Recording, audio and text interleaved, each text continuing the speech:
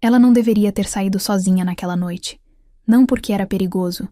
Vesna tinha 22 anos, 4 deles treinando na patrulha de fronteira, e o instinto de loba dela era afiado o suficiente para farejar problema antes que problema tivesse forma.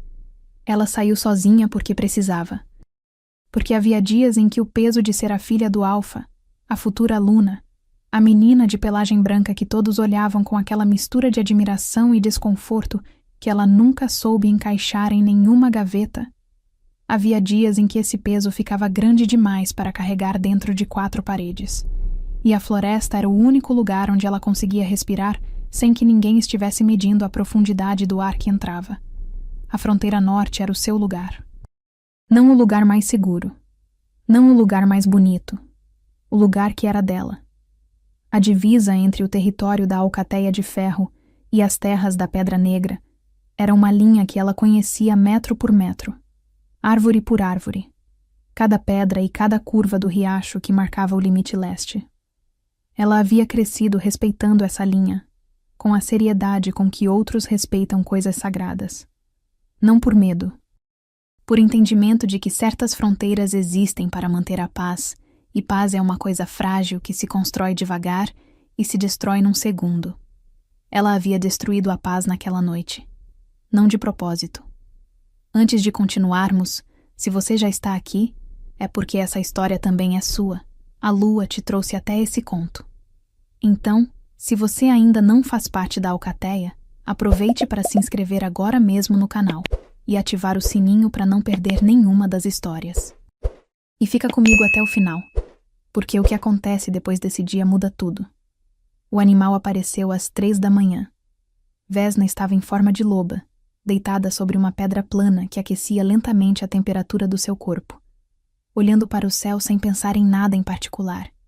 Aquele estado de vazio limpo que só vinha na floresta profunda, quando a mente parava de listar responsabilidades e deixava o instinto tomar o primeiro plano. Ela não estava vigilante. Estava descansando. Foi o cheiro que a acordou para o perigo. Algo estava do lado errado da fronteira. E o cheiro era errado de um jeito que ela não conseguia classificar imediatamente, o que por si só era sinal de alarme, porque Vesna conhecia cada animal, cada lobo, cada cheiro que pertencia a ambos os territórios. Esse não pertencia a nenhum. Era animal na superfície, mas por baixo havia outra coisa, frio e metal, e algo que queimava levemente as narinas como resíduo de magia velha.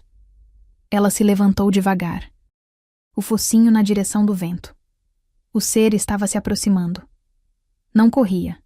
Se movia com aquela qualidade irregular que fazia o instinto dela gritar predador, não porque estava sendo caçada, mas porque havia algo de errado na forma como o animal se deslocava, como se estivesse seguindo um roteiro, como se soubesse para onde estava indo, mas estivesse fingindo que não sabia. Quando cruzou a linha da fronteira, Vesna não pensou. O bote foi a coisa mais natural que ela já fez na vida. Um movimento limpo, sem hesitação, sem crueldade, mas sem piedade. Ela era a fronteira, naquela noite. Ela era o limite. O animal caiu, e então começou a mudar. Vesna recuou 3 passos rápidos, o pelo na nuca ereto, os olhos fixos no corpo que estava perdendo a forma de um animal que ela não havia conseguido identificar e ganhando contornos humanos. Ela havia matado coisas antes. Havia defendido a fronteira antes. Mas nunca havia visto isso. A transformação de volta para humano acontecendo não com o controle de alguém que escolhe mudar, mas com a passividade de alguém que estava sendo desfeito. Como se a morte tivesse quebrado um encantamento. O homem que ficou no chão era jovem. 18 anos, talvez. Marcas que ela reconheceu como selagem mágica cobriam os braços dele. O tipo de trabalho que forçava a transformação sem consentimento do lobo, que prendia a consciência numa forma que não era a sua. Vesna ficou olhando para ele por um longo tempo e sentiu o peso da coisa descer por ela como água gelada. Ela havia matado um lobo, de outra alcateia, em forma forçada por magia que ela não havia colocado nele. Ele invadiu, ela disse para si mesma. Ele cruzou a linha. Verdade. Completamente verdade. Qualquer código de alcateia do mundo reconheceria isso. Mas havia uma outra verdade chegando por baixo da primeira, silenciosa e persistente. Esse lobo não havia escolhido estar ali. E esse pensamento ficou nela como espinho, pequeno, mas fundo. Eles chegaram ao amanhecer. 7 lobos em forma humana, o que era por si só uma declaração. Lobos que chegam em forma humana a uma fronteira estão dizendo: viemos falar. Mas não deixem que isso confunda vocês sobre o que somos capazes de fazer. Vesna estava ao lado do pai quando eles apareceram na linha dos pinheiros. Darek havia chegado 20 minutos antes com os guerreiros mais experientes da alcateia, avisado por um dos patrulheiros noturnos que a havia encontrado com o corpo do soldado morto. Ele não havia dito nada ainda, apenas a olhou com uma expressão que ela conhecia de cor. Vamos resolver isso primeiro, conversa depois. Era o rosto do pai que se tornava alfa quando a situação exigia, e ela o amava e temia nessa ordem específica quando esse rosto aparecia. O grupo da Pedra Negra parou a uma distância que era calculada para não ser agressiva e não ser submissa ao mesmo tempo. E então, ela viu Vorn. Ele estava à frente dos outros, o que era óbvio, mas havia uma diferença entre saber que o alfa está à frente e sentir quando o alfa está à frente. Vesna havia encontrado alfas antes. Conhecia o peso de presença que vinha com o posto, aquela qualidade de ar comprimido que o corpo deles carregava como segunda natureza. Mas havia graus, e o grau de Vorn era diferente. Era o tipo de presença que não precisava se anunciar, porque chegava antes dele. Um campo gravitacional que reorganizava o espaço sem pedir licença. Ela odiou notar isso. Odiou porque notou de uma vez e claramente, e o instinto dela era honesto demais para fingir que não havia notado. Ele era sexy. Isso não dava para negar. Ele tinha uns 26 anos. Cabelos escuros, pele morena queimada pelo sol de quem passa tempo na floresta, olhos de um castanho tão escuro que no contraluz pareciam pretos. A estrutura do rosto era severa. Não feia, o que foi o segundo detalhe que ela odiou notar. Com aquela angularidade que vinha de expressão habitualmente contida, de alguém que aprendeu cedo que mostrar o que pensa é uma vulnerabilidade. Havia uma cicatriz fina, que ia do canto esquerdo da mandíbula até a base do pescoço. Velha o suficiente para ter clareado, nova o suficiente para que a história por trás dela ainda fosse recente. Definitivamente sexy, o babaca. Mas um babaca de primeira linha. Daqueles com B maiúsculo. Ele olhou para Darek primeiro. Depois os olhos se moveram e pousaram nela. Vesna não desviou. Não era teimosia. Era a verdade simples de que desviar o olhar significava recuar, e ela não havia feito nada que exigisse recuo. Ela havia defendido a fronteira. Então ficou onde estava, o queixo levemente erguido, o olhar direto encontrando o dele com a clareza de quem não tem culpa, mas tem consciência, que era uma coisa diferente. Por um segundo, apenas um segundo, ela viu algo no rosto dele que não esperava. Não raiva. Não foi raiva o que chegou primeiro. Foi algo mais complicado, mais difícil de ler, que passou tão rápido que ela não conseguiu nomear antes que a expressão dele fechasse de volta no imóvel rosto calculado. Meu soldado morreu nessa fronteira, disse ele. A voz era baixa, tinha peso sem esforço. O tipo de voz que não precisava subir para que todo mundo entendesse que era preciso prestar atenção. Saren, 18 anos, 3 anos na alcateia. Dentro do nosso território, respondeu Darek, e o ênfase no nosso era um muro. Depois de cruzar a linha sem anúncio e em forma não identificada. Patrulha de reconhecimento. Espionagem, disse Darek, sem ornamento. Chame pelo nome certo. O queixo de Vorn levantou 1 milímetro. Ela o viu. Pequeno demais para ser um gesto intencional. Grande o suficiente para mostrar que a palavra havia chegado onde Darek queria que chegasse. Independente do nome, disse Vorn, e a voz havia ficado mais quieta. O que ela já havia aprendido naqueles 2 minutos de observação era o sinal de que algo estava prestes a mudar de direção. Uma vida foi tirada em um ataque não provocado. E a lei mais antiga reconhece isso acima de território, acima de política, acima de qualquer outra coisa. Darek ficou em silêncio. Vesna conhecia esse silêncio. Era o silêncio de alguém que sabe que o argumento do outro é tecnicamente correto e está procurando o ângulo de ataque certo. Ela não esperou pelo pai. "O que você quer?" perguntou. Vorn desviou o olhar de Darek e o colocou nela de volta. E dessa vez, não houve a complicação rápida de antes. Ele a olhou com a atenção total e imóvel de alguém que havia estado esperando que ela falasse. Ele sabia que eu ia falar. Ela percebeu. Estava esperando. "Não quero guerra", disse ele. "Nunca quis guerra com a Alcateia de Ferro." "Isso é uma resposta para uma pergunta diferente", disse ela. "Eu perguntei o que você quer." Algo passou pelo rosto dele. De novo rápido demais para nomear, mas dessa vez ela ficou com a impressão de que havia sido algo próximo de surpresa. Não do tipo que desestabiliza, mas do tipo que recalibra. Como se ele houvesse chegado àquela fronteira com um roteiro, e ela houvesse pulado 3 páginas de uma vez. "Uma vida por outra", disse ele. "O responsável vem viver na Alcateia da Pedra Negra pelo tempo que eu determinar. Não como prisioneiro, como alguém que tem uma dívida. Eu sou a responsável", disse Vesna, antes que Darek pudesse falar. "Eu sei. E se eu recusar?" Vorn inclinou a cabeça levemente para o lado. A cicatriz na mandíbula capturou a luz do amanhecer por um segundo. "Ai, então a dívida recai sobre a Alcateia inteira", disse ele, com a mesma calma de quem enuncia a temperatura lá fora. "E aí já não é mais uma questão de uma vida. É uma questão de honra. E honra, como você sabe, tem um custo muito mais alto." Vesna sentiu o músculo do maxilar apertar. Não de medo, de raiva. A raiva limpa e direta de quem reconhece uma armadilha bem construída. Ele havia chegado ali com aquele argumento pronto, embrulhado em lei antiga e linguagem de honra, e havia colocado a corda de um jeito que apertar era sempre mais custoso do que entrar. Ela odiava admitir que era uma estratégia elegante. "Quanto tempo?" perguntou a voz igual. 90 dias. 90 dias. Ela repetiu o número internamente. Específico demais. Redondo demais para ser aleatório. Havia gente que dizia número redondo quando queria parecer razoável. E havia gente que dizia número redondo porque o número tinha significado real. O instinto dela disse que Vorn era o segundo tipo. "E depois?"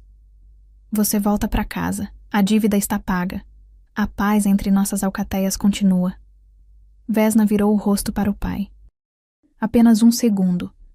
O suficiente para ver a guerra no rosto de Darek. A batalha entre o pai que queria dizer não com toda a força que tinha e o alfa que entendia o custo de dizer não naquele momento, com aquele argumento sobre a mesa.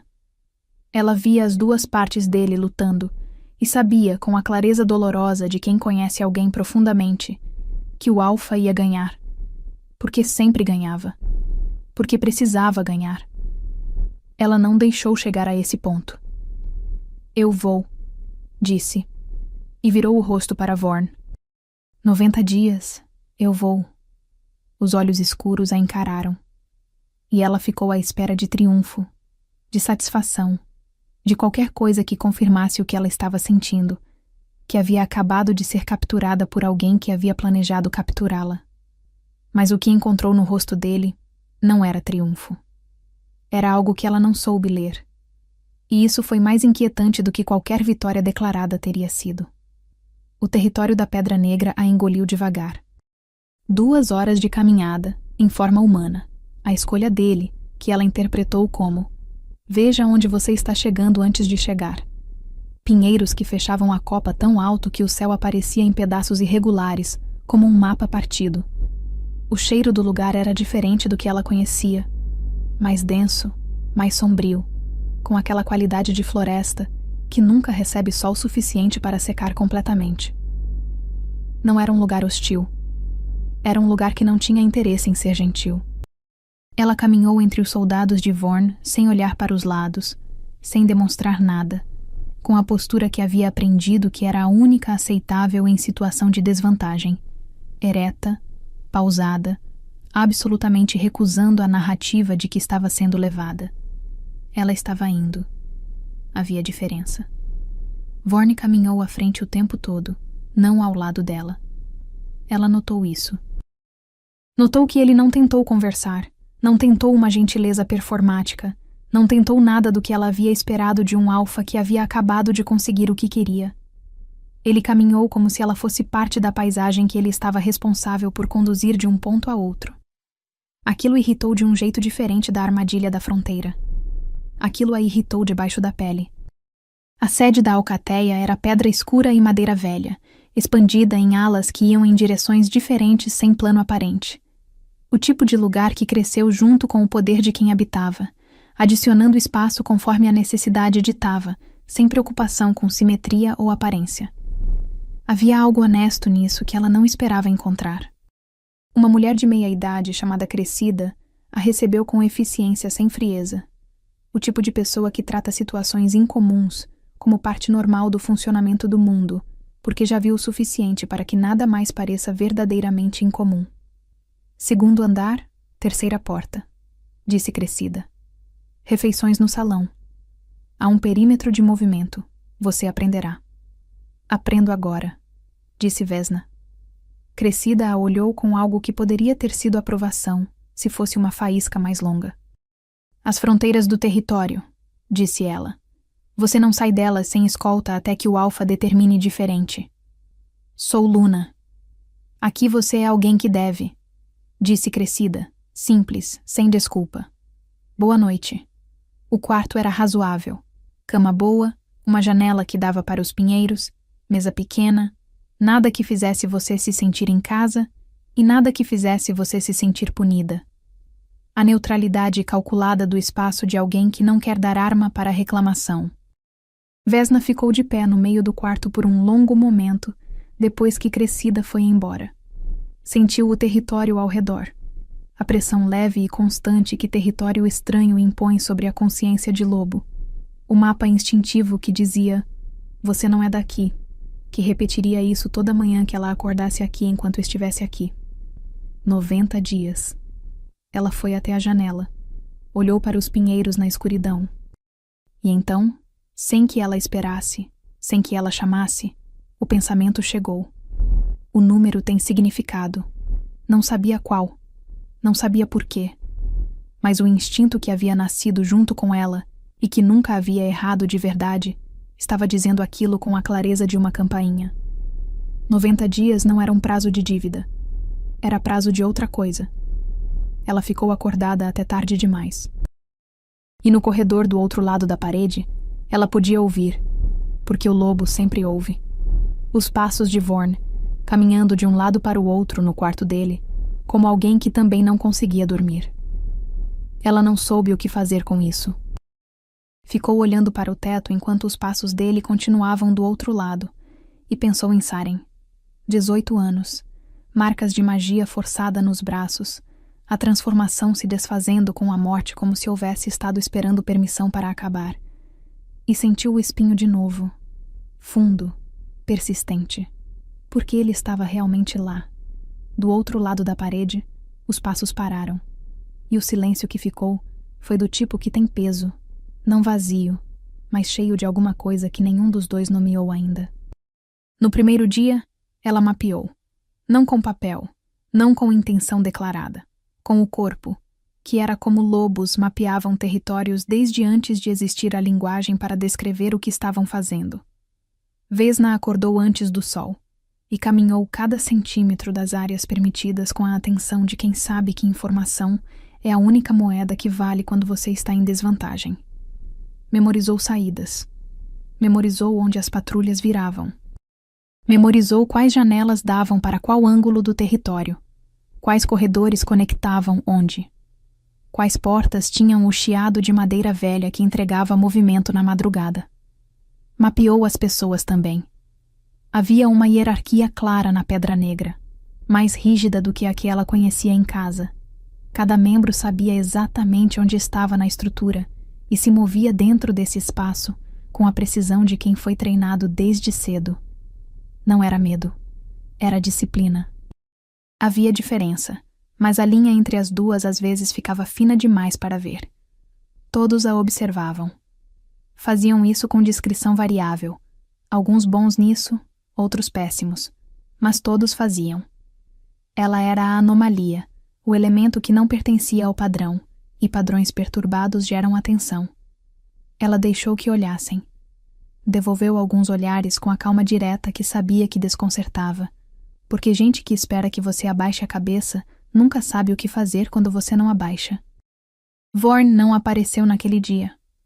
Ela notou a ausência com mais precisão do que queria. No segundo dia, Petra apareceu. Vesna estava no salão para o café da manhã quando a mulher se sentou à sua mesa sem pedir licença, com a energia específica de alguém que havia ensaiado a abordagem casualmente por tempo suficiente para que o ensaio fosse visível. "Eu sou Petra", disse ela, como se apresentando a si mesma fosse tão natural quanto respirar.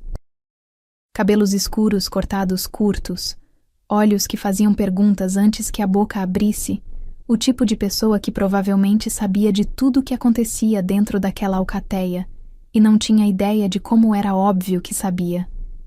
Você parece alguém que prefere silêncio, mas fica irritada quando ignoram. Você parece alguém que foi mandada aqui, disse Vesna. Petra piscou. Depois deu uma risada curta, genuína, levemente surpresa. Fui, admitiu, com um encolher de ombros que tinha mais honestidade do que a maioria das pessoas mostrava. Crescida achou que você precisava de companhia que não fosse soldado ou superior.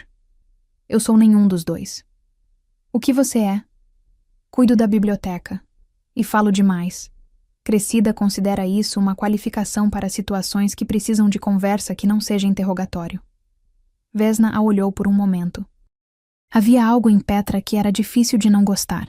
Não porque fosse inofensiva, mas porque era transparente. Vesna havia aprendido cedo a confiar mais em gente transparente do que em gente cuidadosa, porque gente transparente ao menos te dava o que estava fazendo para trabalhar.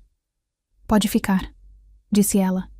Petra ficou e falou sobre a alcateia com a fluência de quem cresceu dentro dela e nunca questionou muito, o que era útil de formas que ela provavelmente não estava calculando. Qual patrulheiro era razoável com o perímetro e qual interpretava as regras com rigidez desnecessária? Qual horário o salão ficava vazio se você quisesse comer sem audiência? Qual rota das áreas permitidas passava pelo único ponto onde os pinheiros abriam o suficiente para você ver o horizonte completo? O único lugar na sede, disse Petra, com um tom que sugeria que ela entendia porque isso importava, onde você não se sentia completamente fechada dentro de um espaço que alguém havia desenhado para te conter. Vesna gravou tudo.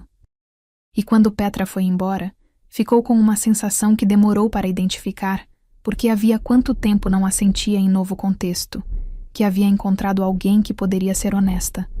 Não confiança ainda, mas a matéria-prima dela.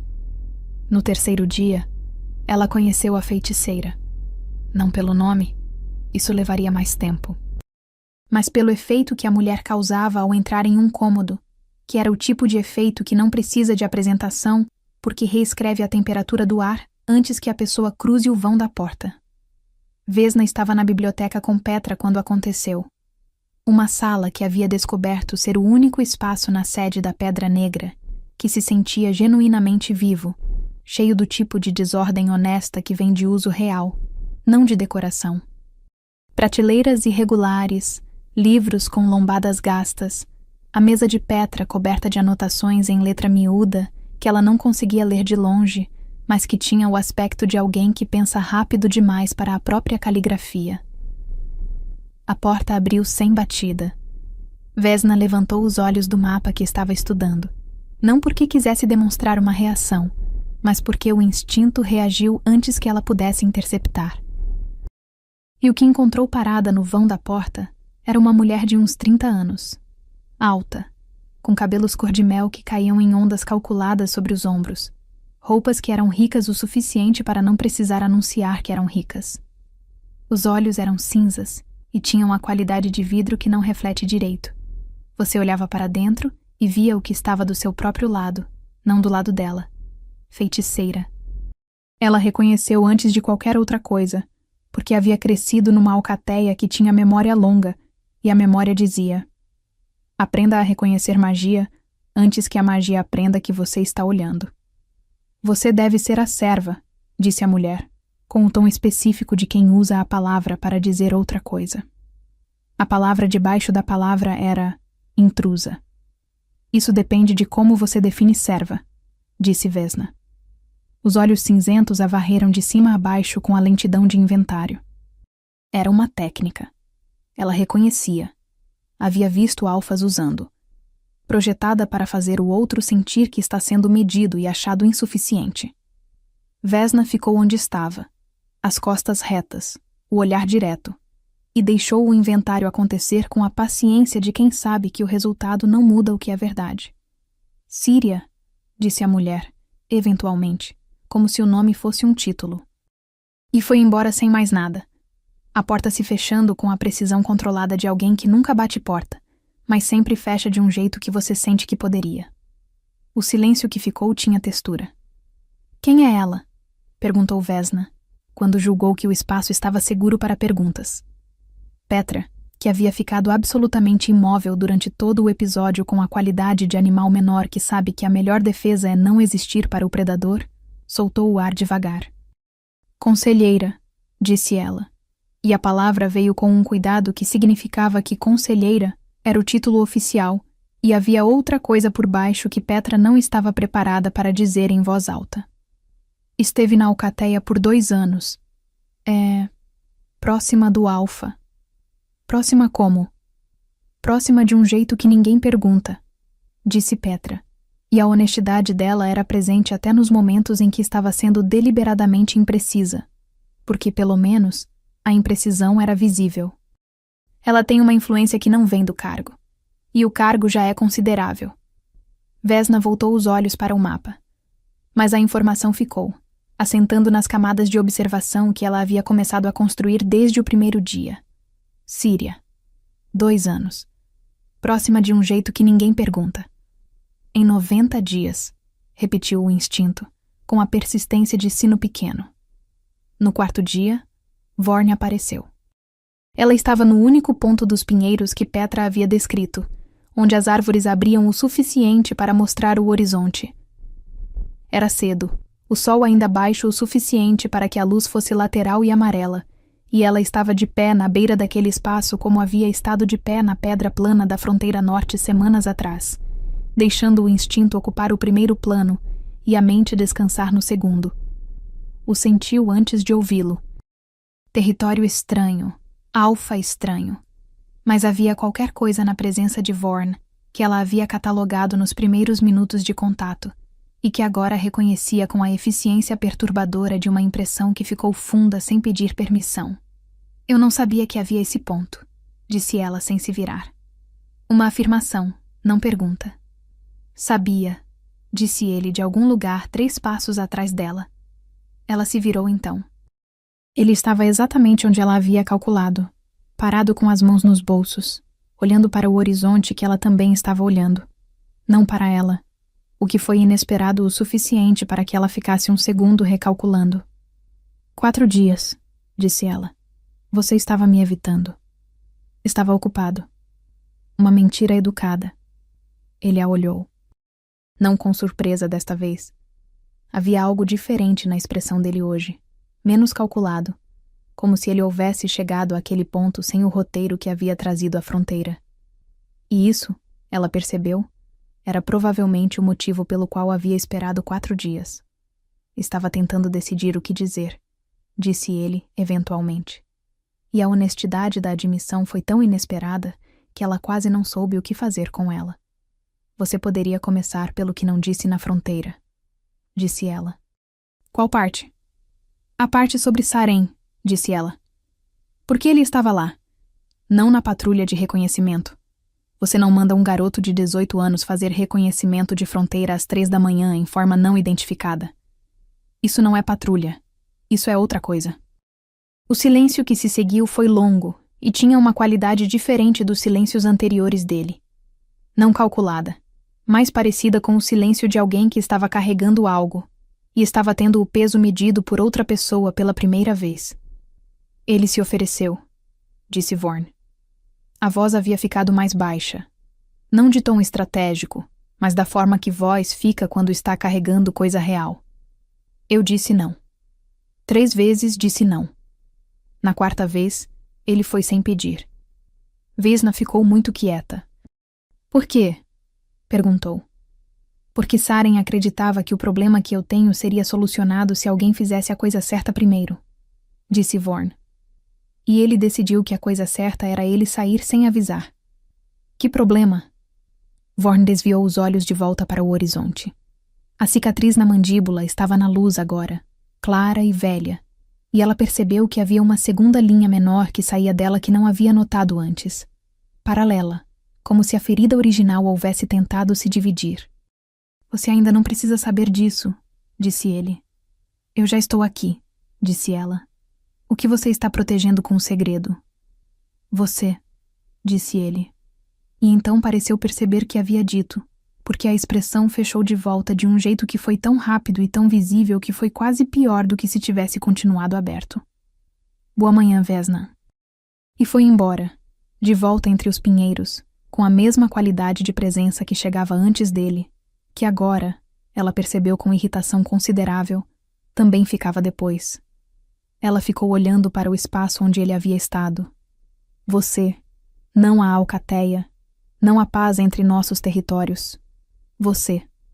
O espinho em seu peito dobrou, virando 2 espinhos cutucando com intensidade.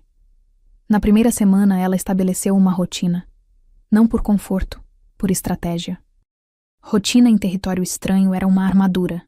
Tornava você previsível o suficiente para que o território parasse de te tratar como ameaça ativa.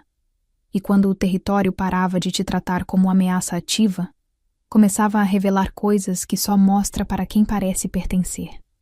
Ela havia aprendido isso nos primeiros anos de patrulha de fronteira, onde a diferença entre quem sabia se mover num espaço e quem não sabia era frequentemente a diferença entre voltar para casa com informação e não voltar. Café da manhã no salão. Biblioteca com Petra de manhã. Caminhada no perímetro ao meio-dia. O que era permitido e que ela usava para continuar mapeando com a precisão crescente de quem está construindo uma imagem completa de onde está. Tarde variável dependendo do que observar. Jantar no salão novamente, onde a dinâmica da alcateia se revelava melhor do que em qualquer outro momento porque a gente relaxa quando come. Ela aprendeu nomes. Rostos.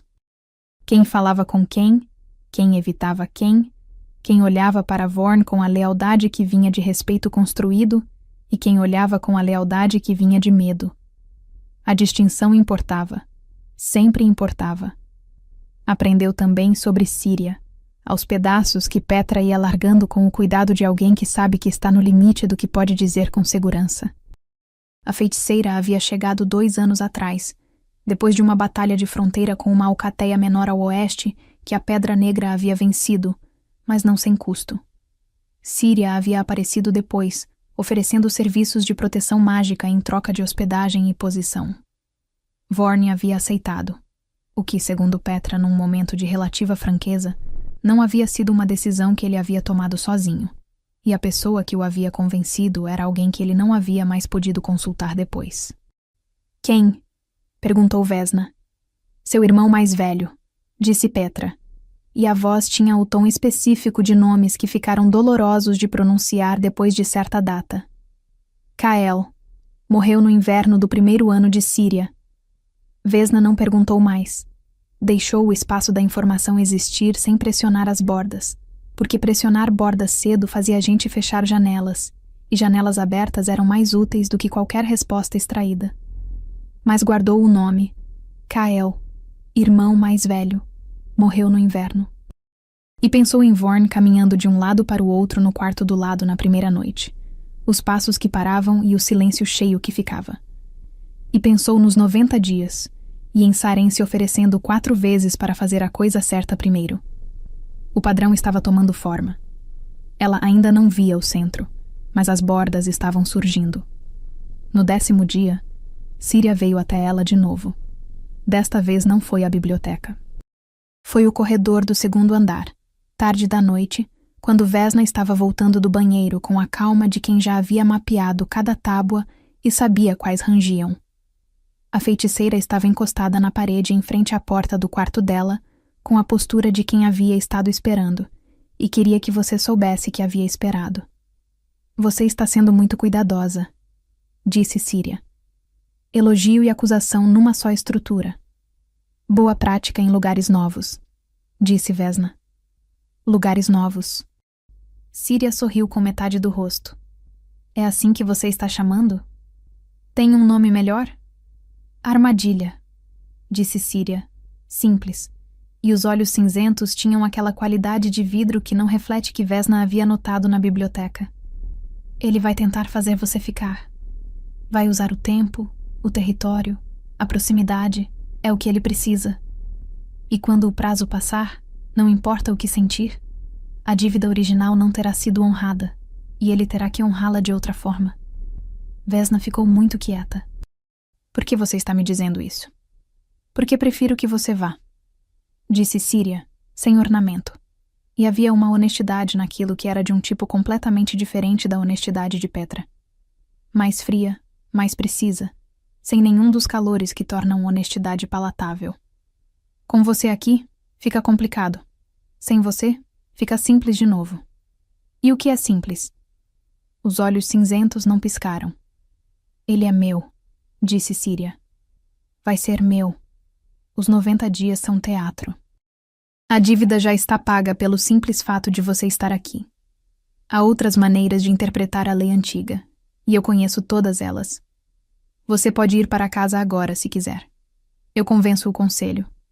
Darek recebe a filha de volta. A alcateia de ferro continua em paz. Vesna a estudou. Havia algo em Síria que era tecnicamente verdadeiro e completamente errado ao mesmo tempo. A estrutura da oferta era sólida, mas o alicerce era podre, e ela conseguia sentir o podre sem conseguir ainda ver onde estava. Síria não estava mentindo sobre os detalhes. Estava omitindo o centro. Por que os 90 dias, então? Perguntou Vesna. Se é teatro, por que o número específico? Algo passou pelos olhos cinzentos. Rápido, mas não rápido o suficiente. Tradição, disse Síria. Mentira, disse Vesna, com a mesma calma com que havia dito mentira educada para Vorn. Mas obrigada pela conversa. Entrou no quarto e fechou a porta. Não com a precisão controlada de Síria, mas com a firmeza direta de alguém que quer que a porta seja sentida como declaração. Ficou de pé no escuro do quarto por um longo tempo. Os 90 dias tinham um motivo. Síria o conhecia e havia revelado, por meio de não querer revelar, que havia algo a revelar. Ela queria que isso se tornasse mais um espinho, cutucando dentro do peito. Vorn o conhecia e havia dito: você ainda não precisa saber, de um jeito que significava que eventualmente ela precisaria. Saren havia morrido tentando resolver uma coisa que tinha forma de prazo e textura de urgência. E Síria havia chegado 2 anos atrás. E Kael havia morrido no primeiro inverno dela. E Vorn havia aceitado a feiticeira por conselho do irmão, que depois morreu. Vesna foi até a cama. Deitou de costas, olhos no teto.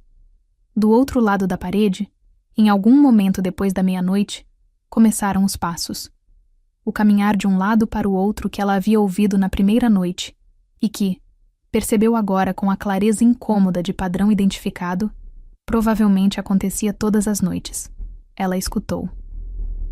Havia uma qualidade nos passos que ela só conseguiu nomear depois de um bom tempo.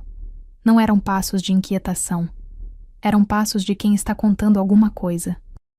Como se o ritmo do movimento substituísse uma contagem que ele não conseguia fazer parado. Contando os dias, disse o instinto. Ela fechou os olhos. E a questão que ficou não era o que ele está contando. Essa resposta estava chegando. Ela conseguia sentir a forma dela se aproximando, como se aproxima a tempestade antes de ter forma visível, pelo cheiro e pela pressão do ar. A questão que ficou era outra, mais simples e por isso mais difícil. O que acontece com ele quando os dias acabarem? No dia seguinte, ela notou que ele acordava antes de todo mundo. Não foi uma revelação dramática. foi a observação silenciosa de alguém que mapeia por hábito. Ela estava no pátio interno ao amanhecer. O céu ainda mais cinza do que azul. O chão com a geada fina que a floresta produzia nessa época do ano, como se a noite deixasse resíduo. E ele estava lá antes dela. De costas para o portão norte, olhando para a linha dos pinheiros sobre o muro com a atenção específica de alguém que faz aquilo todo dia, não vigilância, não preocupação, apenas o ritual de uma mente que precisa de um momento de quietude antes de se tornar disponível para o resto do mundo. Ela ficou parada no vão da porta por um segundo. E então foi para o pátio como havia planejado, porque parar não era uma opção que ela se concedia, e caminhou o perímetro com a mesma atenção de sempre, e não olhou para ele mais do que o necessário para saber onde estava. Mas guardou o detalhe. Acrescentou ao mapa. Ele acorda antes de todo mundo. No 11º dia, choveu. Não a tempestade que viria depois. Uma chuva fina e constante, do tipo que não dramático o suficiente para mudar planos, mas persistente o suficiente para mudar humor. Vesna ficou na biblioteca com Petra a manhã inteira, e foi Petra quem primeiro disse que havia barulho de serraria na ala leste desde o início da manhã, o que era incomum para um dia de chuva porque a madeira molhada não era boa para trabalho. Ele faz isso quando está com a cabeça cheia, disse Petra, com o tom casual de quem oferece informação sem oferecer contexto. O que ela havia aprendido era a forma de Petra de dizer: "Você pode perguntar mais se quiser." "Faz o quê?" perguntou Vesna. "Trabalha com as mãos", disse Petra. "Conserta coisas, constrói coisas. Dizem que quando a ala leste estava sendo reformada, há 3 anos, ele trabalhou junto com os construtores por 2 semanas inteiras. Não porque precisava, porque precisava." Vesna não respondeu. Mas mais tarde, voltando da caminhada do perímetro sob a chuva miúda, ela passou pela ala leste e ouviu o som. Madeira sendo trabalhada com a cadência de alguém que sabe o que está fazendo, rítmica e sem pressa. Ela não parou. Continuou andando. Mas o ritmo ficou nela por mais tempo do que deveria. No 12º dia, ela o viu com uma criança. Não havia muitas crianças na Pedra Negra. Era uma alcateia de estrutura mais militar do que familiar. Os grupos domésticos menores e mais discretos do que o que ela conhecia em casa. Mas havia algumas, e uma delas era uma menina de uns 6 anos que pertencia a um dos patrulheiros sênior e que aparentemente tinha o privilégio informal de circular pelos pátios internos, com a liberdade que crianças pequenas conquistam pelo simples fato de serem pequenas demais para que ninguém saiba bem como impedir. Vesna a viu primeiro, correndo pelo corredor em direção ao salão, com a urgência da criança que tem destino importante. E então, viu quando a menina esbarrou de frente em Vorn, que dobrava a esquina do lado oposto. Ela parou no corredor, o bastante para ver sem ser vista. A menina recuou 2 passos, olhou para cima, e em vez de recuar mais, o que seria o movimento esperado de criança que esbarra em um alfa, disse alguma coisa que Vesna não conseguiu ouvir à distância. Vorn olhou para baixo, e o rosto que ela viu não era nenhum dos rostos que havia catalogado até ali. Não o rosto calculado do alfa. Não o rosto aberto e cansado da madrugada. Era um terceiro rosto, mais simples, sem nenhuma das camadas que ela havia visto antes. Alguém respondendo a uma criança com a atenção genuína de quem acha que crianças merecem atenção genuína. Ele se abaixou para o nível dela. Disse alguma coisa. A menina deu uma resposta que foi longa o suficiente para que ele ficasse agachado, ouvindo, com a paciência que ela havia aprendido, que era uma das coisas mais reveladoras num ser humano.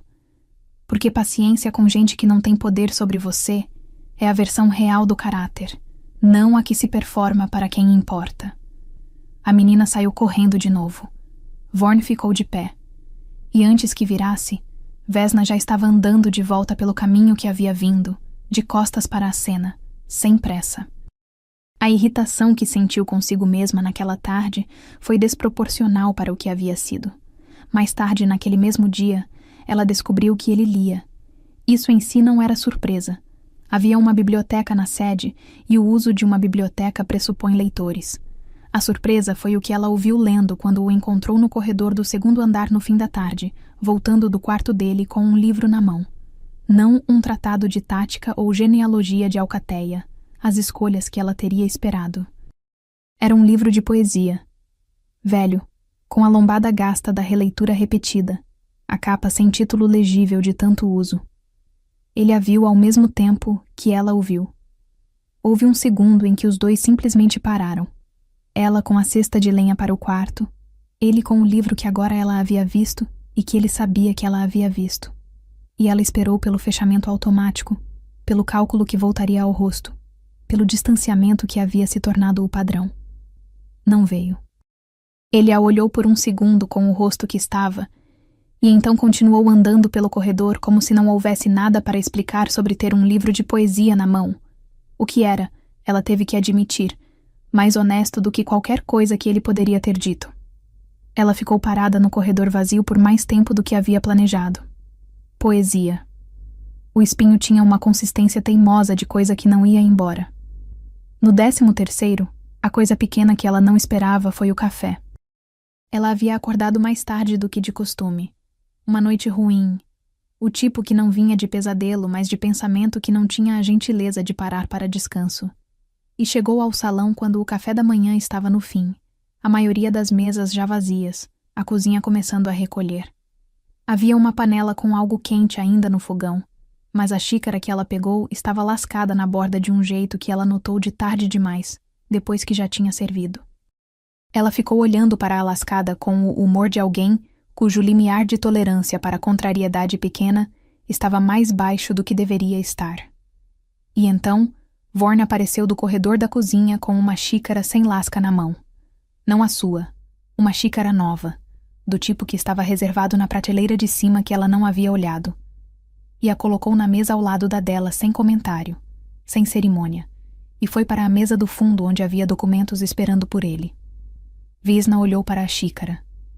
Depois olhou para ele, que estava lendo documentos com a atenção de alguém que havia feito a coisa mais simples do mundo, e agora havia seguido em frente.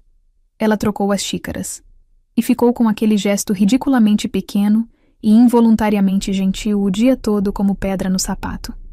Presente, insistente, impossível de ignorar. Mais tarde, ela o viu sozinho no ponto dos pinheiros. Ela mesma havia deixado de ir lá desde que ele havia começado a aparecer. Uma decisão que não havia sido formulada em palavras, mas que o corpo havia tomado com a eficiência de coisa que sabe o que está evitando, sem precisar admitir que está evitando. Mas naquela tarde, o caminho do perímetro passava suficientemente perto para que ela o visse antes que ele a visse, ou antes que ela soubesse se ele a havia visto. Ele estava no mesmo espaço onde os dois haviam ficado lado a lado em silêncio, mas sozinho agora, de pé com as mãos nos bolsos, olhando para o horizonte que abria entre os pinheiros, com a expressão que ela havia começado a reconhecer como o rosto sem audiência, o rosto de quando ninguém estava olhando, que era o mais honesto de todos. Havia algo no rosto dele naquele momento que ela não soube nomear imediatamente. Ficou olhando por mais tempo do que era razoável, escondida pela curvatura do caminho e pela sombra dos pinheiros. E o que viu foi simplesmente um homem em pé num espaço que havia se tornado dele, olhando para além do território que havia herdado, com o peso de duas coisas: a maldição que carregava, e outra coisa que ela começava a suspeitar, que era a solidão que vem de carregar coisa grande sem poder mostrá-la a ninguém. Ninguém que não fosse Kael, disse o instinto, com a precisão incômoda que tinha quando ela não pedia opinião.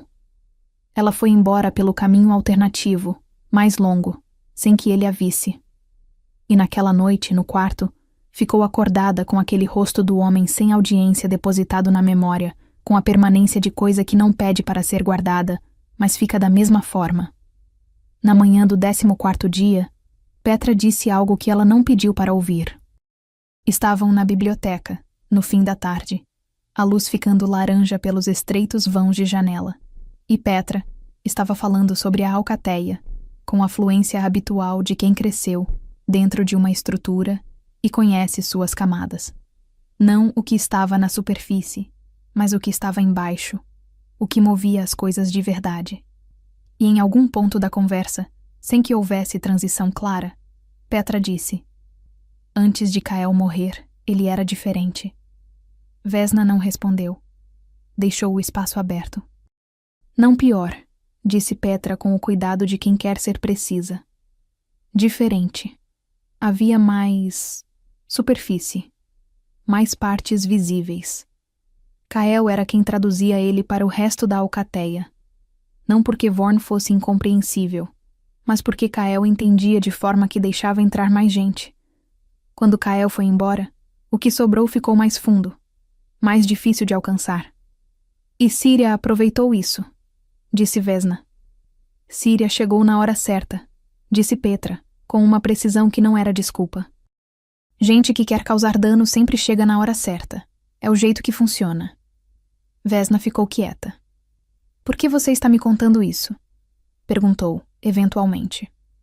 Petra deu o encolher de ombros que era a versão dela de dizer: porque é verdade e você precisa saber. Porque você olha para ele como se estivesse tentando decidir se ele merece o que está sentindo. Disse Petra, com a honestidade simples que era sua melhor qualidade. E achei que mais contexto ajudaria na decisão. Vesna olhou para ela por um longo momento. Eu não estou sentindo nada, disse. Petra não respondeu. Voltou para o livro que estava catalogando. E aquele silêncio foi a resposta mais eloquente que alguém havia dado a Vesna em muito tempo. Refletindo sobre aquela conversa, ela parou de mentir para si mesma sobre o mapeamento. Não sobre o mapeamento do território. Esse era real, havia começado por necessidade genuína e havia continuado por hábito profissional, e ela não tinha vergonha dele. O mapeamento que ela havia parado de chamar pelo nome correto era outro. Era o fato de que sabia o horário em que ele aparecia no pátio e o ajustava o próprio horário para não evitar. Sabia qual corredor ele usava para ir à sala de decisões e havia começado a usar aquele corredor com uma frequência que não tinha justificativa logística. Sabia o som dos passos dele antes de vê-lo virar qualquer esquina. Não havia jeito educado de nomear isso. Ela havia mapeado um ser humano específico com a precisão com que mapeava rotas de patrulha. E havia feito isso sem perceber, ou com a percepção que o instinto tinha e que ela havia tratado como dado operacional em vez do que era. Ela ficou na beira da cama do quarto naquela noite, olhando para o assoalho com a expressão de alguém que acabou de encontrar algo que havia estado sob os próprios pés sem saber. A questão não era se havia algo. A questão era o que fazer com o fato de que havia, quando o homem em questão havia planejado colocá-la exatamente onde ela estava. Quando havia matado, por via indireta, por Saren que havia ido sem permissão, mas morto da mesma forma, para que a condição necessária existisse. Quando havia construído uma armadilha e ela havia entrado nela com os olhos abertos achando que estava entrando por escolha. Havia escolhido. Isso era verdade. Havia outra coisa também. E ela ainda não sabia o nome exato da outra coisa, mas o instinto dizia com a clareza de sino pequeno que o nome estava chegando e que quando chegasse não ia poder ser devolvido. Do outro lado da parede, os passos de Vorn. Ela os ouviu por um tempo antes de deitar, contando. Inevitáveis. E a coisa que ela reconheceu com a honestidade inconveniente que era a sua maior qualidade e o seu maior problema era simples. Ela não queria mais que os passos parassem porque ele havia finalmente dormido. Queria que parassem porque ele havia finalmente vindo bater na porta. Ela fechou os olhos. Cuide-se, disse o instinto, com a mesma nota de aviso de dias atrás.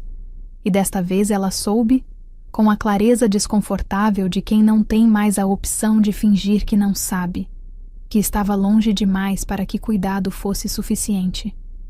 Então, ela parou de contar os dias que faltavam e começou a contar os que havia passado. Não foi uma decisão consciente. Foi a observação de que havia acordado naquela manhã, e o primeiro pensamento não havia sido 76 dias, o número que carregara como peso desde a fronteira, mas sim a memória do que havia acontecido na véspera.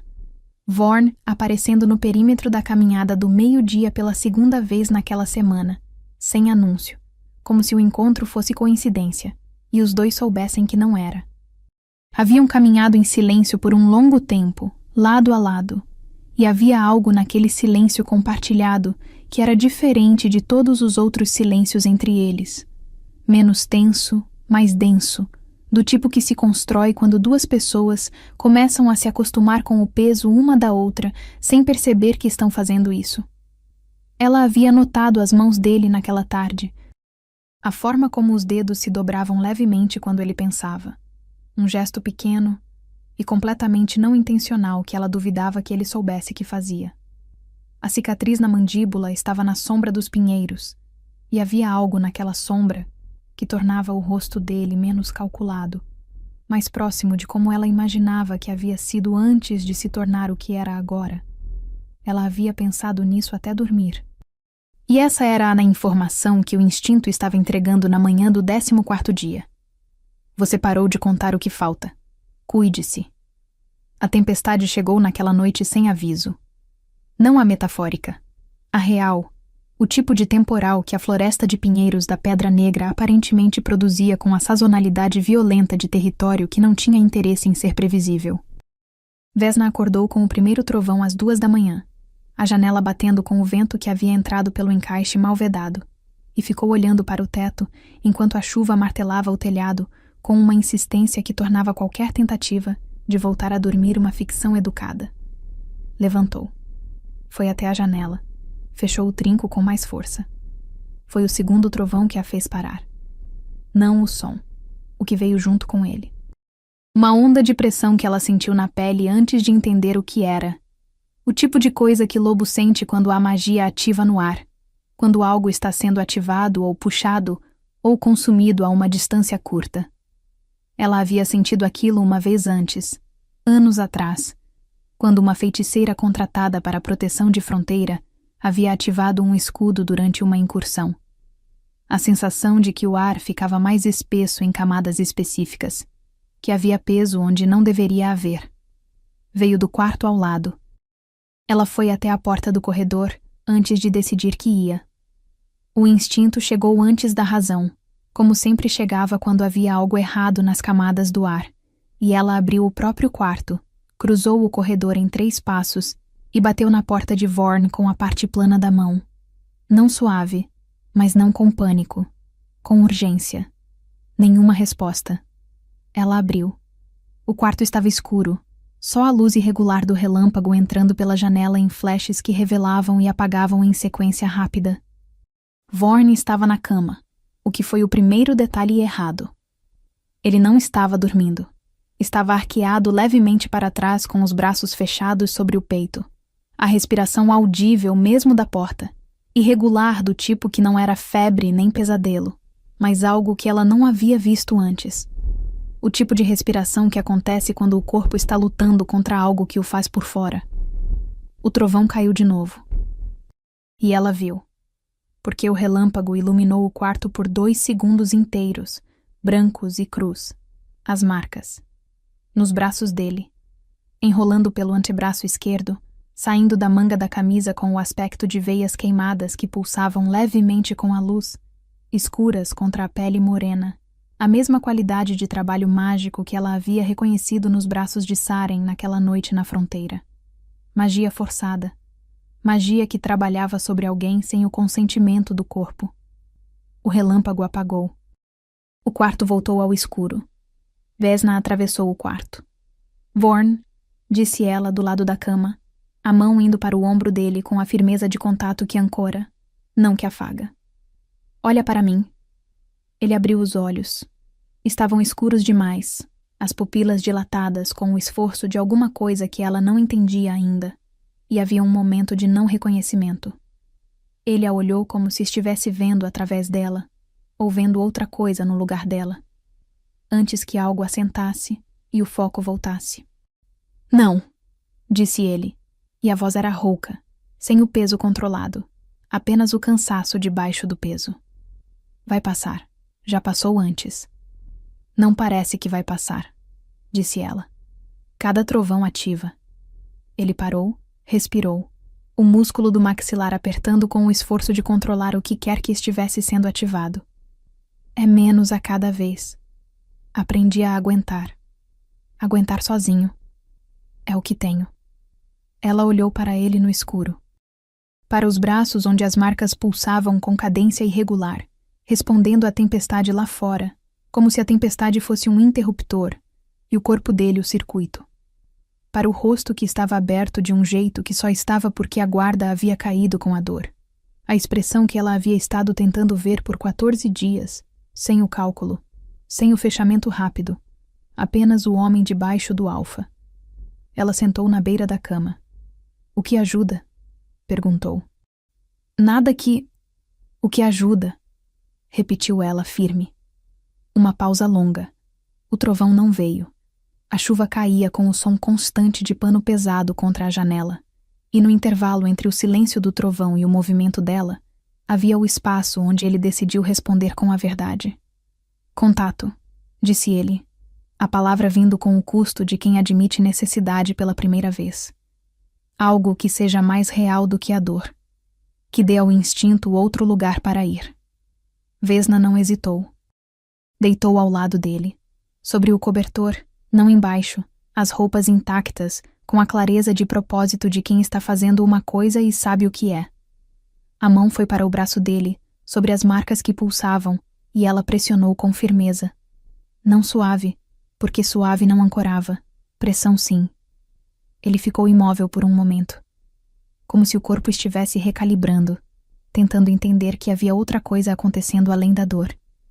Então soltou o ar.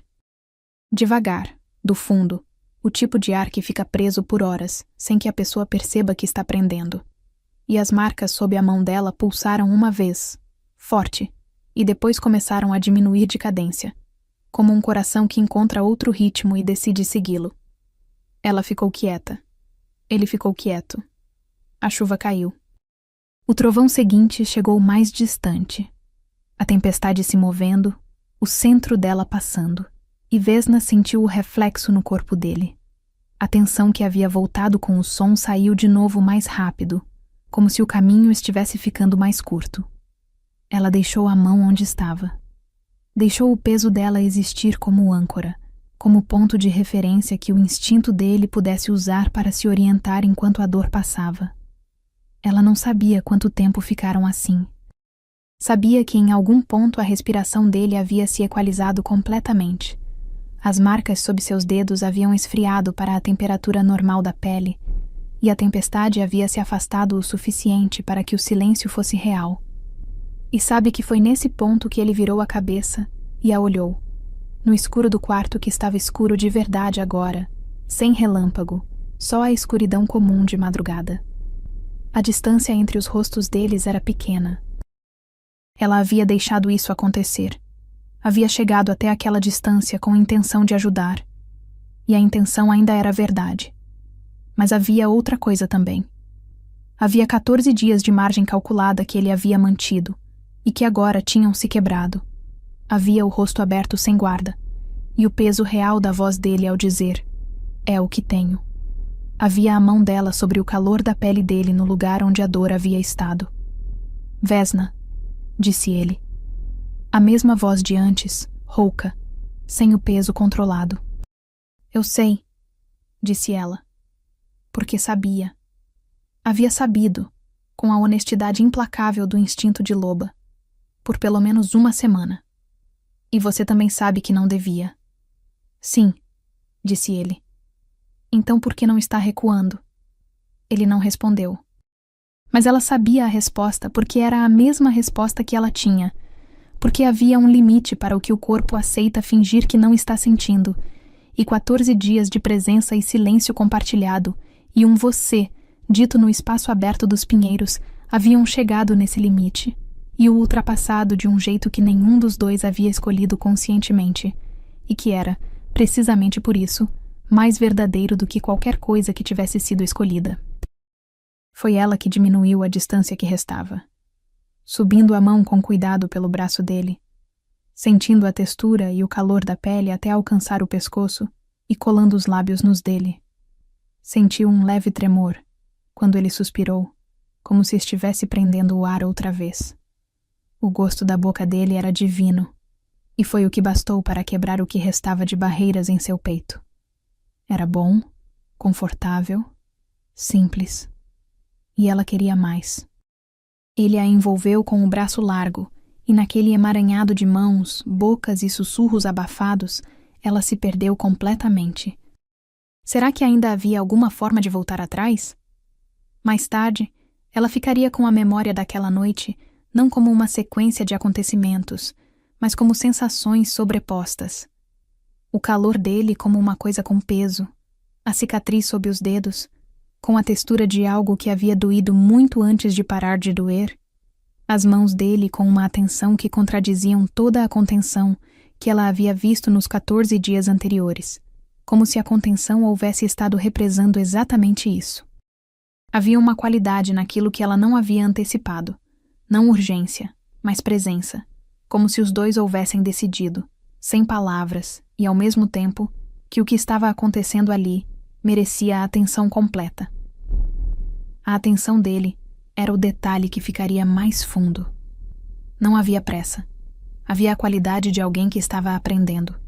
Não pela primeira vez em geral, mas pela primeira vez algo específico. A forma de aprender que acontece quando a pessoa na sua frente é importante de um jeito que você ainda não sabe nomear, mas que o corpo já reconheceu antes da linguagem chegar. Ela havia dado atenção completa. Depois, deitada no escuro, com a respiração de volta ao ritmo normal e o calor dele ao lado, como presença constante e estranhamente. Esse era o detalhe que ela ficaria examinando depois, quando pudesse. Confortável, ela olhou para o teto e deixou o silêncio existir. Não havia necessidade de preencher. Havia a chuva que havia ficado em garoa lá fora, o cheiro de pinheiro e terra molhada entrando pelo encaixe da janela, e o peso de 14 dias chegando ao ponto onde haviam chegado. Você vai me contar, disse ela para o teto. Não era uma pergunta. Silêncio. Contar o quê? Disse ele. Mas o jeito que disse tinha a qualidade de quem sabe exatamente o quê, e estava verificando se ela sabia também. O que você conta todas as noites? Disse ela. Os passos. O que está contando? O silêncio mudou de textura. Você ouve, disse ele. Meu lobo ouve tudo, disse ela. Você sabia disso quando me trouxe para o quarto ao lado. Sabia. Então, ele ficou quieto por um tempo que ela deixou existir sem pressionar.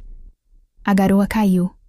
Em algum lugar fora, um galho de pinheiro bateu contra a parede com o ritmo irregular do vento que ainda não havia decidido parar completamente. Há uma maldição, disse Vorn, e então contou.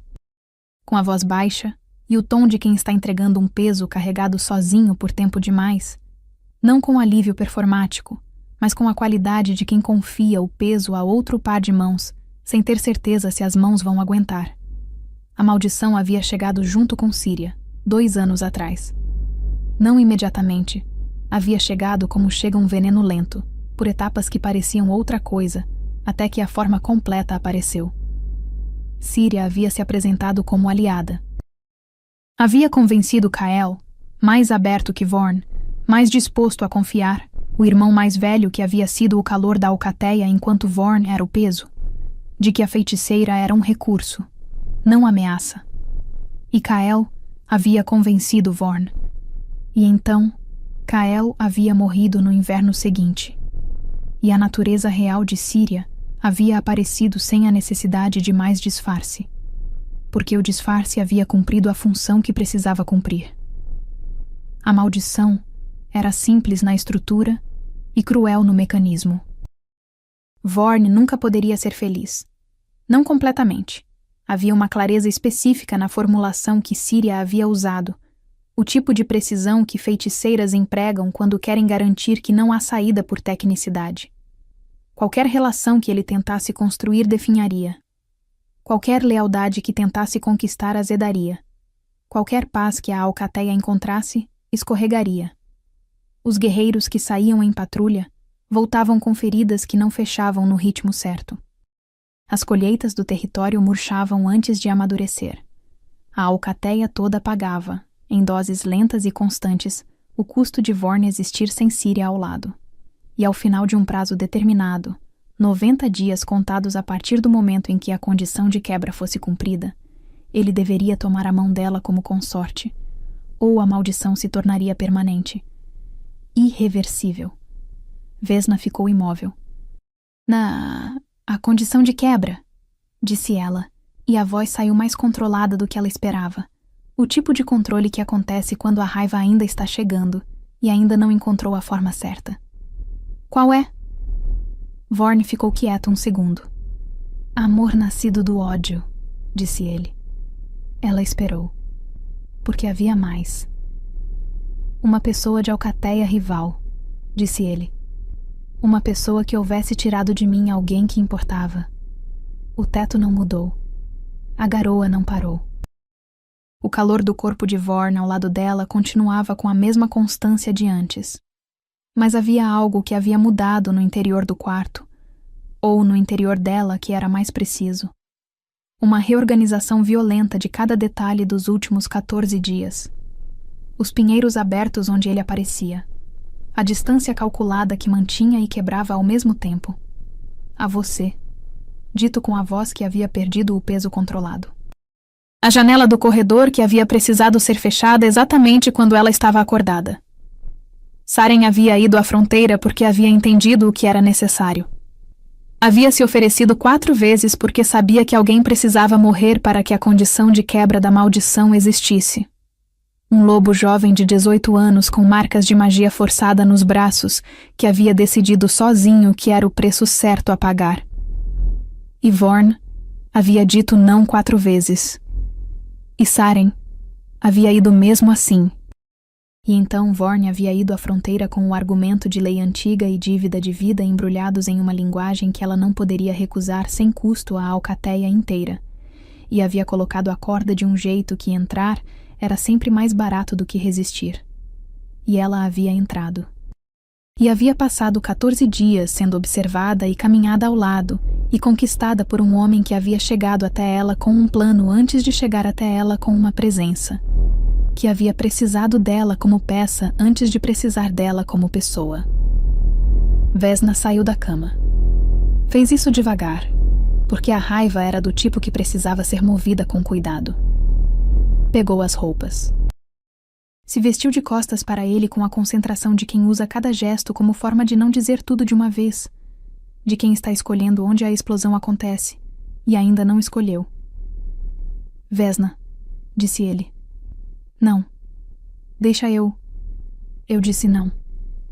E a voz havia encontrado a borda agora, afiada, mas quieta. O tipo de quieto que é mais cortante do que grito.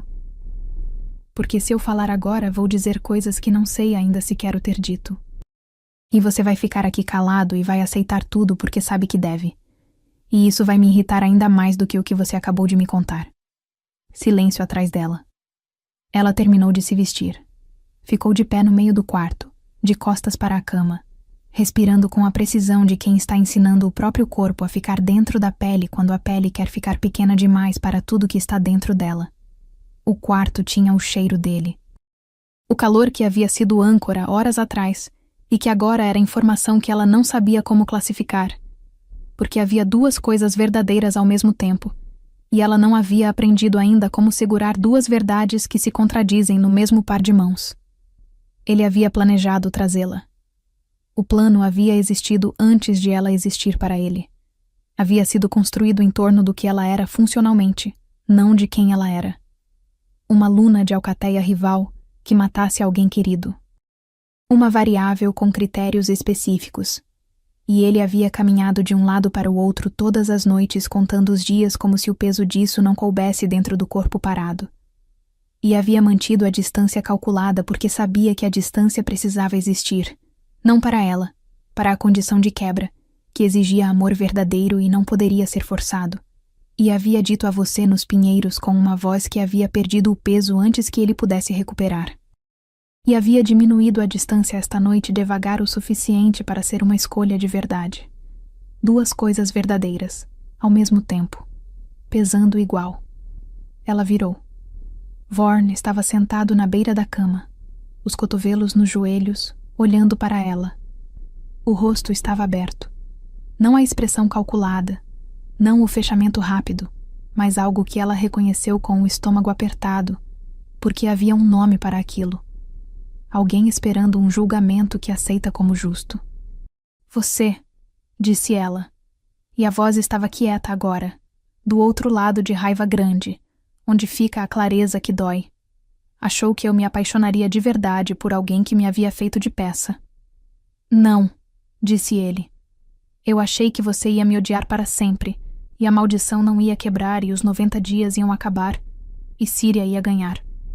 Era o que eu esperava. E então? E então você chegou, disse ele. E não era o que eu havia calculado. Nada em você era o que eu havia calculado. A sua inteligência, a forma como você me provoca e faz alguma coisa aqui dentro. Ele apontou para o peito. Pulsar com vida pela primeira vez desde que Kyle morreu. Isso não muda o que foi feito. Eu sei, disse ele. Não estou pedindo que mude. Ela ficou olhando para ele por um longo tempo. A raiva ainda estava lá, firme e justa, com o tamanho certo para o que havia acontecido.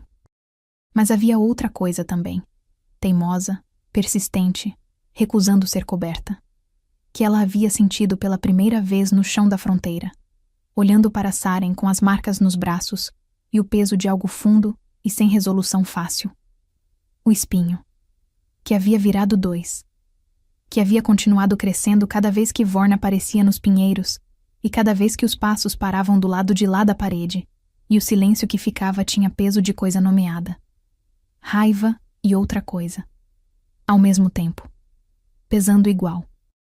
Amanhã? Disse ela na porta, sem virar. Você me conta tudo o que sabe sobre a maldição, sobre Síria, sobre os 90 dias, cada detalhe que existe, sem nenhuma omissão. E eu vou decidir o que fazer com isso. Sim, disse ele. E Vorn. Ela pausou, a mão na porta. Se eu descobrir que existe uma única coisa que você não disse esta noite. Uma. Ela não terminou a frase. Não precisava. Não existe, disse ele. Ela saiu. Fechou a porta. No corredor, o assoalho estava frio e úmido sob os pés descalços.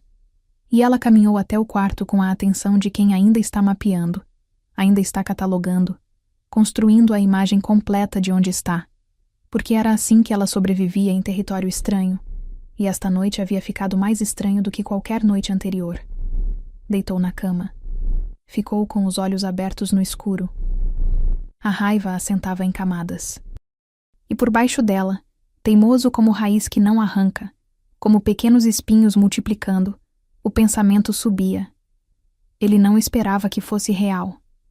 Ele não esperava que você fosse real. A condição de quebra era amor nascido do ódio. Síria havia calculado que era impossível. Havia construído a armadilha com a certeza de que ninguém poderia ser amado de verdade por quem havia sido usado. Vesna ficou olhando para o teto. E pensou que Síria talvez não conhecesse bem o suficiente a diferença entre o que uma pessoa faz e o que uma pessoa é. Pensou em Vorn dizendo, nada de você era o que eu havia calculado com a voz que havia perdido todo o peso estratégico e ficado só com o real. Pensou nos braços dele e nas marcas que haviam esfriado sob sua mão, e no ar que ele havia soltado como alguém finalmente em terra firme. A raiva ainda estava lá, justa, com o tamanho certo. Mas havia outra coisa também. E a outra coisa, ela percebeu no escuro silencioso do quarto, era o problema de Síria, não dela. Do outro lado da parede, esta noite, não havia passos. Ela não dormiu. Não tentou. Ficou deitada com os olhos abertos no teto do quarto que havia se tornado familiar, de um jeito que ainda a irritava. Porque familiar significava que havia deixado o território fazer o que território faz quando você para de resistir, que era infiltrar nos detalhes pequenos até que você acordava um dia e sabia a textura do assoalho frio de cor. Ficou deitada e deixou a mente trabalhar do jeito que trabalhava melhor quando não havia mais nada competindo com ela. Em silêncio, em escuro, organizando o que havia. O que havia era isso. Síria havia construído uma armadilha com 3 paredes e uma porta. A primeira parede era Kael, convencer o irmão que amava Vorn o suficiente para querer protegê-lo, usar essa proteção como entrada, e depois remover Kael de um jeito que parecesse natural o suficiente para não levantar suspeita imediata. A segunda parede era a maldição em si. Não sobre Vorn apenas, mas sobre a alcateia inteira, porque feiticeira que quer um homem não ameaça só o homem, ameaça tudo que ele ama, porque é mais eficiente. A terceira parede era a condição de quebra, construída para parecer saída, mas ser labirinto. Amor nascido do ódio, de alcateia rival, de quem houvesse tirado uma vida querida. Impossível demais para ser tentado. Fácil o suficiente para dar esperança que nunca chegaria a lugar nenhum. E a porta era Síria. A consorte como solução. O fim da maldição, em troca de tudo que ela queria. Vesna ficou olhando para o teto. O problema com armadilhas de 3 paredes é que a quarta parede sempre é o chão. E quando alguém cava por baixo, toda a estrutura afunda. Ela havia construído a condição de quebra assumindo que ninguém a cumpriria. Que nenhuma mulher amaria de verdade o homem que a havia usado. Que ódio inicial era impermeável. Que havia coisas que você não perdoava. Pessoas que você não via além do que haviam feito. Que o coração humano e o coração de loba eram igualmente incapazes de segurar verdade e raiva, ao mesmo tempo sem que uma matasse a outra. Síria não havia calculado Vesna. Não havia calculado alguém que havia crescido na fronteira, que sabia desde pequena que as coisas mais complicadas eram as mais verdadeiras, que havia aprendido que sentir um espinho por alguém não era fraqueza, mas honestidade, que a dor de algo importar era o sinal de que algo importava, e que matar esse sinal era sempre mais custoso do que ouvi-lo. E não havia calculado que Vesna, ao contrário do que Síria precisava que fosse verdade, havia visto Vorn, não o alfa com o plano. O homem com os passos de madrugada, com o ar que ele havia soltado quando ela havia posto a mão sobre as marcas, e o instinto dele havia encontrado onde se ancorar. Ela havia visto, e ela havia gostado do que viu. E o que havia visto, a raiva ainda viva e justa ao lado, era real o suficiente para ser problema de Síria. Vesna levantou antes do sol. Ela foi até a biblioteca primeiro. Petra estava lá, o que não foi surpresa.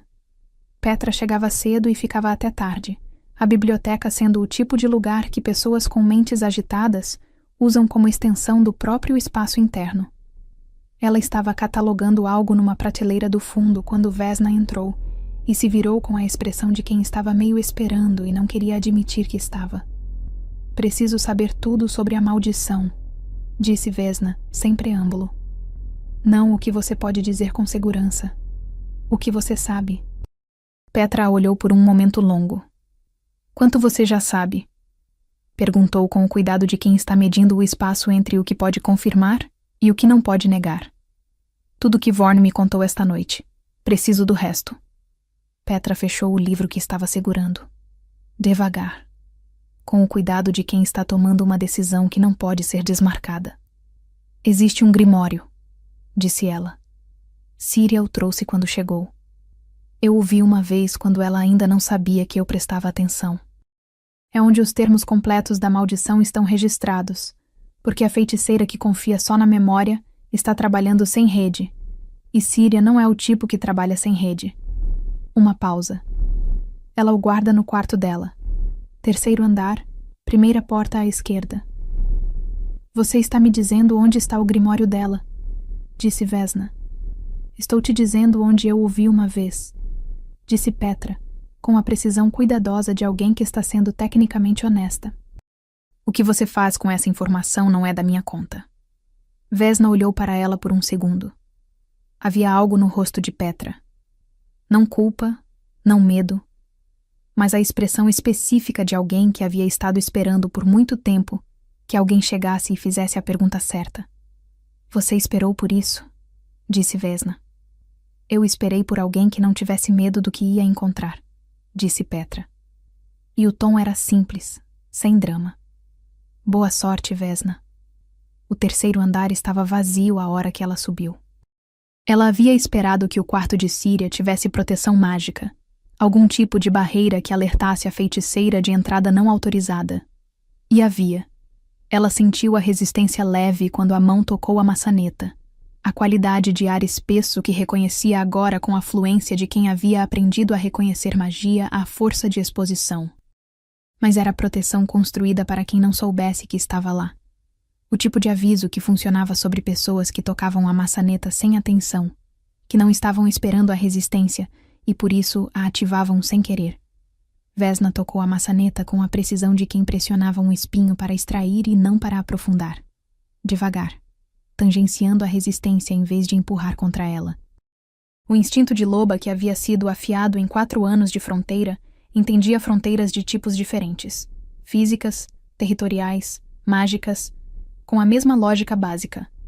Toda fronteira tem ponto onde cede se você souber o ângulo certo. A porta abriu. O quarto de Síria tinha o cheiro de magia concentrada. O tipo que se acumula quando alguém trabalha no mesmo espaço por tempo suficiente. Não desagradável, mas denso, como o ar antes de chuva que nunca chega. Organizado com a precisão de alguém que sabia exatamente onde cada coisa estava e esperava que continuasse onde havia posto. O grimório estava na mesa, não escondido, guardado, havia diferença. Estava no centro da mesa com a postura de objeto que pertencia ao espaço e sabia disso. Encadernação escura, bordas gastas de uso real, uma fita marcadora de cor cinza azulada que era a mesma cor dos olhos de Síria, o que era o tipo de detalhe que era provavelmente intencional. Vesna o abriu na fita marcadora e leu. Os termos completos da maldição ocupavam 3 páginas em letra miúda e precisa, do tipo de letra que pertencia a alguém que havia escrito a mesma coisa muitas vezes e havia refinado cada palavra para eliminar a ambiguidade. Vesna leu devagar, uma vez, e depois de novo mais devagar ainda, porque havia uma diferença entre entender o que estava escrito e entender o que estava estruturado por baixo do que estava escrito. A condição de quebra estava na 2ª página. Amor verdadeiro, nascido de ódio verdadeiro. Não performado, não construído, não parcial. O tipo de amor que sobrevive ao conhecimento do que foi feito, que conhece a traição e escolhe além dela. Este amor deve ser declarado antes do amanhecer do 90º dia, em presença da feiticeira que a lançou, como testemunha.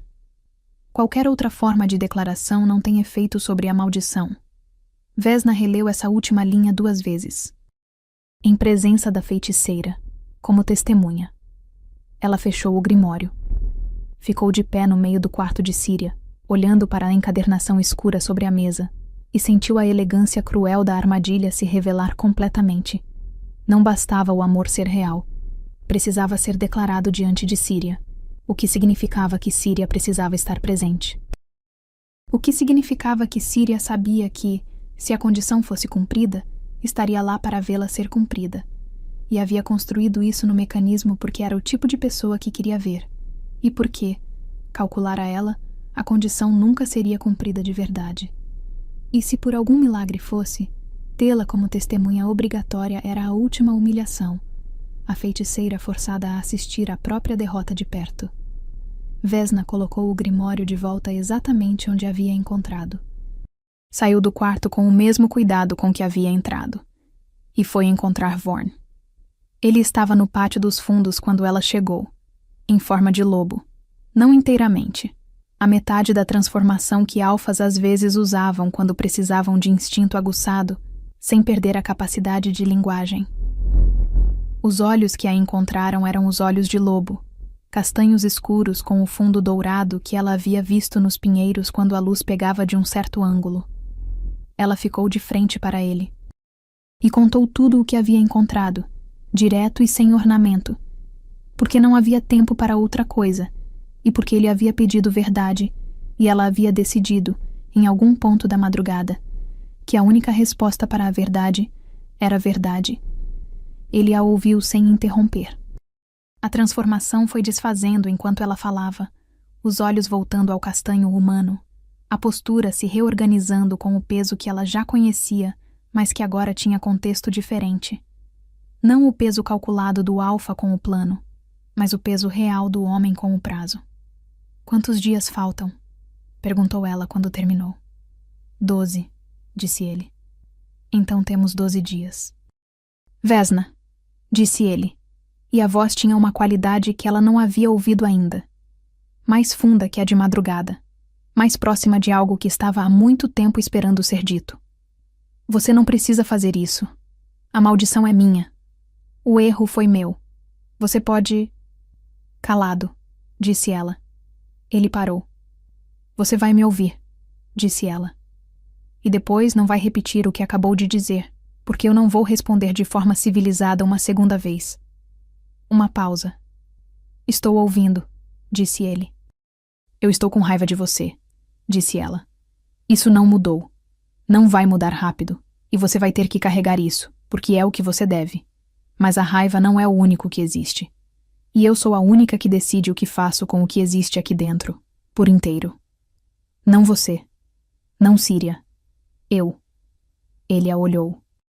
Com o rosto aberto, sem cálculo, com aquela qualidade de alguém esperando julgamento. Mas havia algo diferente desta vez. Algo que ela demorou 1 segundo para nomear antes de encontrar a palavra. Esperança. Não a esperança performática de quem não acredita, mas finge. A esperança assustada de quem havia parado de acreditar faz tempo e não sabia mais o que fazer quando a coisa retornava. Eu sei o que a condição exige, disse ela, e sei onde precisa acontecer. Ela respirou. Vamos chamar Síria. Chamaram Síria à sala principal naquela tarde. Não foi um chamado. Foi uma convocação, a diferença sendo a presença de Vorn ao lado de Vesna quando crescida levou a mensagem.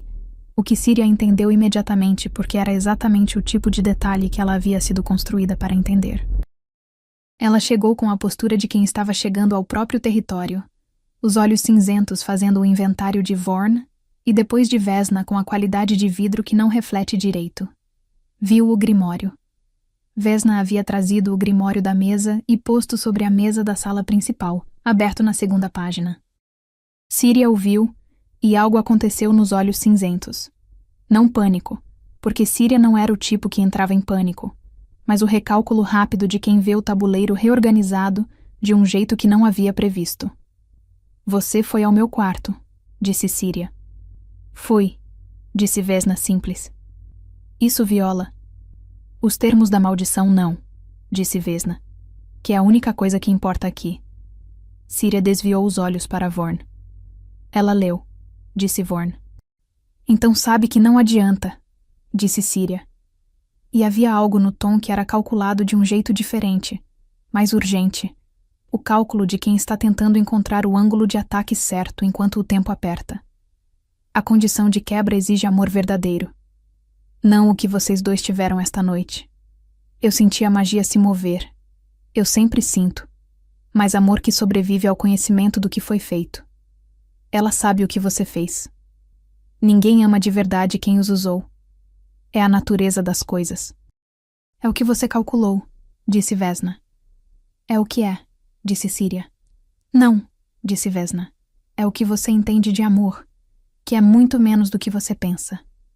Os olhos cinzentos fixaram nela, e Vesna ficou onde estava, o queixo levemente erguido, o olhar direto encontrando o de Síria com a clareza de quem não tem medo do inventário.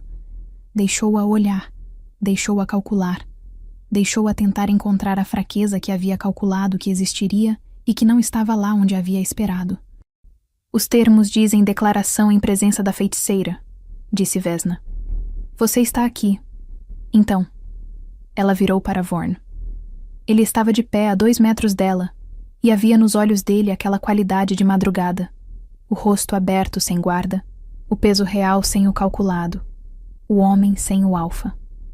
Ela havia visto esse rosto pela primeira vez na tempestade, com as marcas pulsando sob a sua mão e o ar preso de horas sendo finalmente solto. Ela caminhou até ele. Parou a 30 centímetros, a mesma distância do corredor, que havia sido escolha dele naquela noite, e era a escolha dela agora. Eu estou com raiva de você, e eu o odeio tanto nesse momento, disse ela, em voz suficientemente baixa para ser real e suficientemente alta para ser declaração. Isso é verdade. Vai continuar sendo verdade por tempo suficiente para que você aprenda a gravidade do que fez. E você vai aprender, porque vou me certificar disso. Vorn ficou completamente imóvel, mas a sombra de um leve sorriso passou por seus lábios. E outra coisa que preciso me certificar é que eu te amo, disse ela. Isso também é verdade, apesar do que você fez, antes de saber. Porque eu vi você, os dois, o plano e o homem. E o que vi foi suficiente para que a outra coisa persistisse, mesmo quando a raiva tentou cobri-la. O rei que se faz igual a carpinteiros e trabalha entre eles, porque isso alegra seu coração. O que tem um rosto diferente para ensinar, cuidar e acolher. O homem que é justo, leal e amado por aqueles que se comprometeu a cuidar. Ela respirou. Você me trouxe aqui, e seu plano talvez tenha saído melhor do que o que imaginava. A voz dela embargou, as lágrimas descendo. Porque por mais que eu queira ou tente, eu jamais conseguiria odiar um homem tão justo e bondoso. Tentei sufocar isso, essa coisa pulsando em meu peito, mas não houve nenhuma maneira. Eu te amo, e essa é a consequência para mim. Isso é o que eu tenho. E se eu nunca puder te perdoar, esse também é meu castigo, porque eu não consigo respirar ao pensar em ficar longe de você. Raiva e amor ao mesmo tempo, pesando igual. E escolho estar aqui de qualquer forma. O silêncio que seguiu durou 1 segundo apenas. Quando ela olhou em seus olhos, ele também tinha lágrimas contidas e uma expressão de pura admiração e devoção. E então a magia quebrou.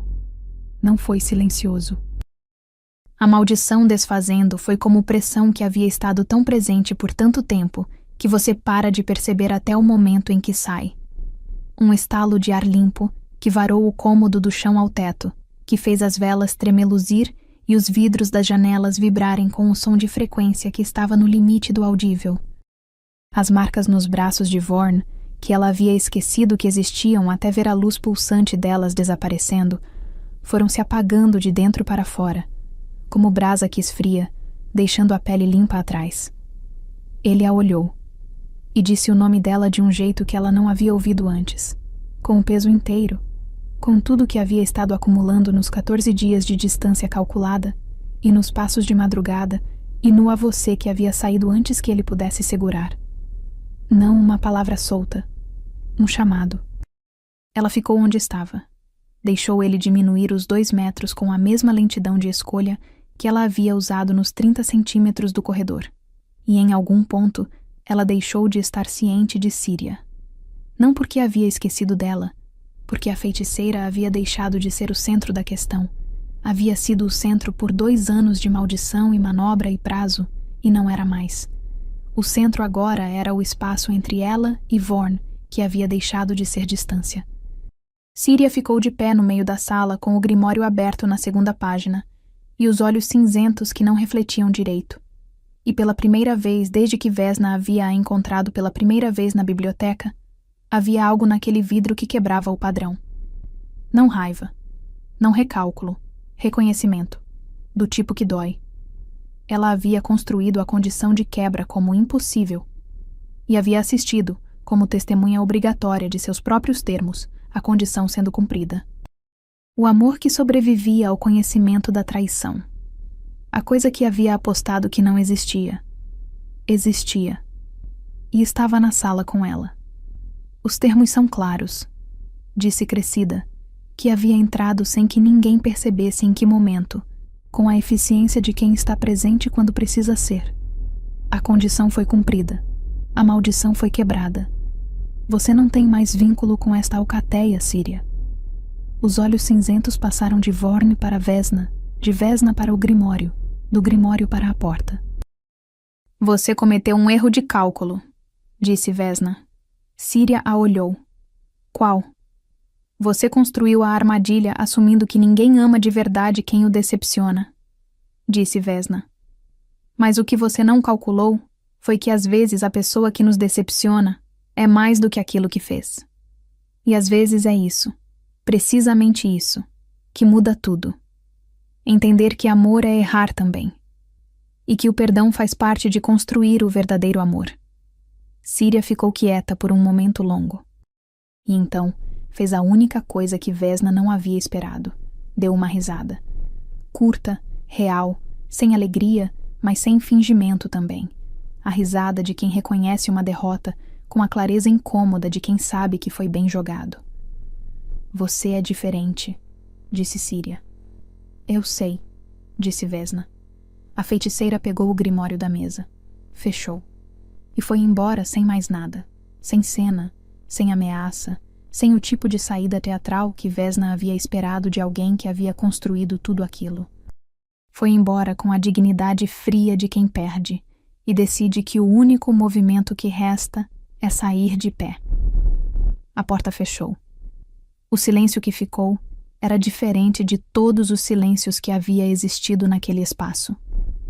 Petra apareceu no vão da porta 2 minutos depois, a expressão de alguém que havia estado esperando do lado de fora com a transparência habitual que tornava impossível fingir que não havia estado esperando. Funcionou, disse ela. Não pergunta. Funcionou, disse Vesna. Petra olhou para Vorn, olhou para Vesna, e então fez o que Petra fazia melhor. Foi embora sem comentar o que havia visto de um jeito que comunicava que havia visto tudo. Eles ficaram sozinhos na sala. Vorn estava de pé a 1 passo dela, os braços sem as marcas que haviam estado lá por 2 anos, e havia no rosto dele algo que ela estava aprendendo a reconhecer. Não o rosto calculado, não o rosto de madrugada, mas um terceiro que ainda era novo. O rosto de alguém que não sabe bem como estar num espaço onde o peso que havia carregado simplesmente não está mais. A raiva ainda está aqui, disse ela. Eu sei. Você vai ter que aprender a ficar com ela, disse ela. Não desaparecer e não ignorar. Ficar. Sim. E vai ter que me dizer a verdade. Sempre.